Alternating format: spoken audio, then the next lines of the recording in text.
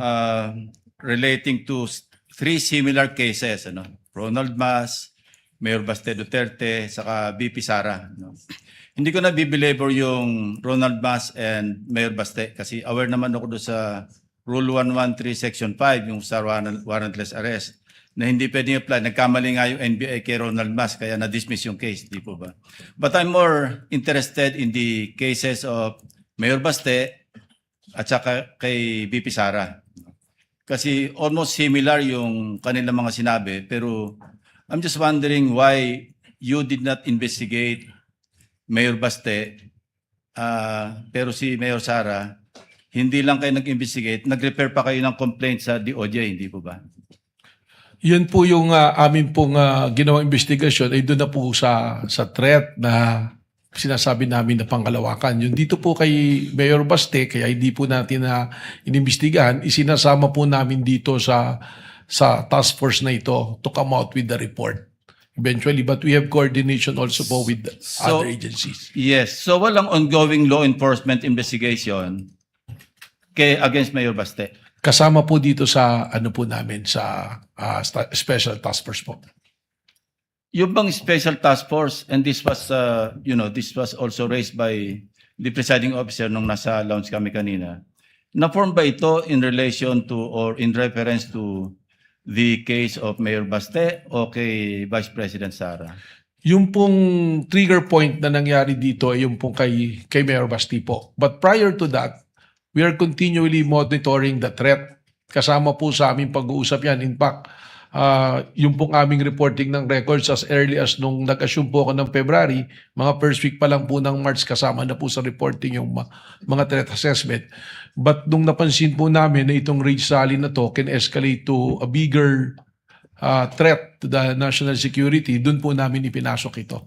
So mas ang ginamit nyo yung kay Mayor Baste as an open source kesa sa mag-file kayo ng criminal complaint against Mayor Baste? Ganun po yung naging process namin dito. But eventually, we have an agreement within us that if we can establish that the elements for grave threat will be there, we will be contemplating also on filing a grave threat and inciting to sedition as well. Pero halos pareho eh. Kaya iniisip ko, baka meron double standard. Bakit kayo nag-focus kay Vice President pero hindi nyo in-apply kay Mayor Baste? Halos pareho sinabi nila eh, na maliwanag naman, bukod doon sa January 2026, na ulit pa ng April 12, di ba? Na sinabing Romanov, threat against the first family, nasundan pa ng pupugot, ang kailangan lang namin yung ulo. So pero kay Vice President, halos ganun din eh. Pero bakit inimbestigahan nyo kay Vice President Sara at na-refer nyo na sa DOJ for PI, pero yung kay Mayor Baste parang unlevel, nasa law enforcement investigation pa rin? Sapagkat ang isa pong dinedevelop namin dito na theory po is yung sabwatan. And alam po natin, if we go to court using the theory of conspiracy, medyo mas mahirap po na ipasok na kaso. Kaya it taking much time to develop the case po. May request for additional time, Mr. Presiding Officer. Punta lang ko kay Las Cañas. Opo. Okay. Yung kay Las Cañas, ginamit nyo yung kanyang affidavit na sinabit sa ICC. Tama po. Parang pang-open source. Tama Not for po, sir. anything, di ba? Not for anything po. So yes, walang sir. evidentiary value ito? Yun po ay ang basehan namin, kaya po namin iprinisinta. Isa po sa naging basehan namin dun po sa, isa nga dun sa 5 standards po natin na pattern of violence po. Pero wala kayong intention na kung magpapile kayo ng kaso, isasabit yung affidavit niya na sinabit sa ICC? As a matter of preference lang po for the purposes of establishing the pattern of violence. But to directly papanagutin po sa isang crimen or what, sa palagay ko po baka po hindi ito tatanggapin ng korte po. Yeah, kasi kung open source, hindi nga tatanggapin ng korte. Tama po. Kasi kung open source, kung nag-extend pa kayo, in-expand nyo yung open source information gathering, dapat sana nireview nyo rin yung aming committee hearing dito. No? Yung na-mention kanina ng defense, na initially, deny talaga si Arturo Las Cañas tungkol sa DDS, EJK, etc. Eventually, nag-retract siya talagang 180 degrees. No? Sinabi niya, totoo yung EJK. Hindi ba dapat part din yun ng open source information gathering ninyo? Tama po. Actually, nung binasa po namin yung affidavit, may isang paragraph doon na nagtukoy nga dyan na nag-testify at binawi.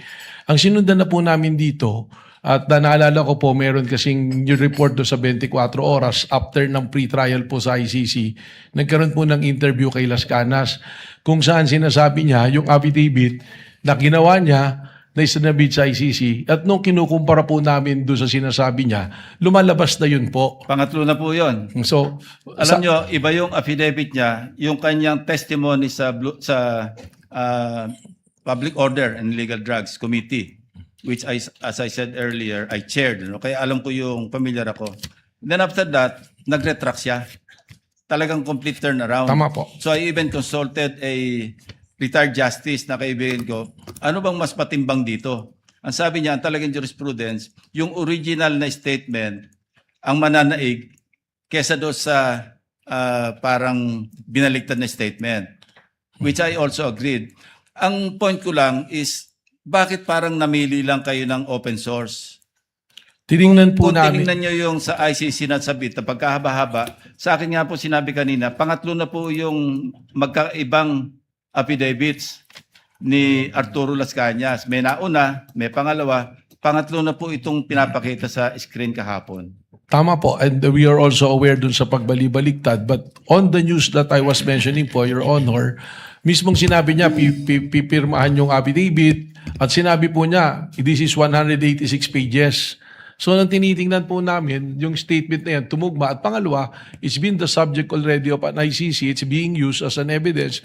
At least there is a legitimate court that looking into it, which it was considered na ibig sabihin, tinanggap po ng isang lehitimo na korte po. Yeah, I'm not trying to put you on the spot. I'm just trying to be fair, no? Opo. Kasi gusto ko talagang maliwanagan para pagdating ng takdang oras, alam ko yung aking boto. Tama Maraming po. salamat po. Salamat Thank you, po. Senator Judge Lacson. Before the chair recognizes Senator Judge Rafi Tulfo, Senator Judge Aquino, and Senator Judge Padilla, chair will not. Sorry, I forgot about you, Senator Judge Pangilinan. Before Senator Judge Bam. Chair would like to call on the lead prosecutor again. Thank you for the sequence. Yes. What is the pleasure of the lead prosecutor? Shall you conduct redirect? Your Honor, the prosecution believes that we have sufficiently established that the threat to the President constitutes Objection, Your Honor. threat to the national Again, Your security. Honor, inconsistent. Counsel, you are once again reminded to kindly avoid Yes, Your Honor. conclusions of law. The question was simple, so I guess you will not conduct any further redirect. Nonetheless, Your Honor, there are some manifestations that I would like to make. As long as these are not conclusions of fact and law, Counsel, as Yes, you have Your been reminded and guided accordingly. You may proceed. It is the position, Your Honor, of the prosecution that we have established Objection, Your Honor. Again, this is a conclusion of fact and law, Your Honor. Counsel, the counsel for respondent is correct. I will give the same limitation to whatever manifestations he will make in this regard. Let me do it for you. I guess you're not conducting any redirect anymore because you're I have another satisfied manifestation, Your Honor. and you're contented with the testimony given by the witness you presented. What is your second manifestation? Nais Mr. ko Prosecutor? lamang pong liwanagin, Your Honor, kaugnay ng affidavit ni Arturo Las Cañas. Ito po ay ipresenta ng prosecution bilang bahagi ng testimonya ng witness, kagaya na po ng sinabi ng presiding officer ng 3 ulit, pinayagang ipresenta ang affidavit ni Las Cañas bilang bahagi ng testimonya at bilang bahagi ng naging investigation ng Special Task Force ng National Bureau of Investigation. It was never claimed by the prosecution that this affidavit is notarized. Kailanman po ay hindi sinabi ng prosecution na notarized ang dokumentong ito. Ito po'y ipresenta bilang bahagi lamang ng testimonya ng witness at bilang bahagi din ng investigation ng NBI. To conclude, Your Honor. Short rejoinder on that, Your Honor. The lead prosecutor is not yet finished. To conclude, Your Honor, the prosecution finds it unnecessary. Objection, Your Honor. Same ground. Allow the lead prosecutor to finish. the prosecution finds it unnecessary to conduct redirect examination. Thank you, counsel. Duly noted. Just Do you a still short- want a rejoinder, Just a counsel, short for this rejoinder on the Las Cañas Yes, issue. counsel. Again, Your Honor, according to the rules, an affidavit must be testified to and identified by the person or the author of that affidavit. And in this case, such was not done. So, and an additional manifestation, Your Honor, that considering that it is unsigned and unnotarized, the law considers it as a mere scrap of paper. That's just a manifestation. And Then let instead of letting this be an on. Correct. The manifestation No of the need, defense. counsel. Let the chair state for the fourth time. The affidavit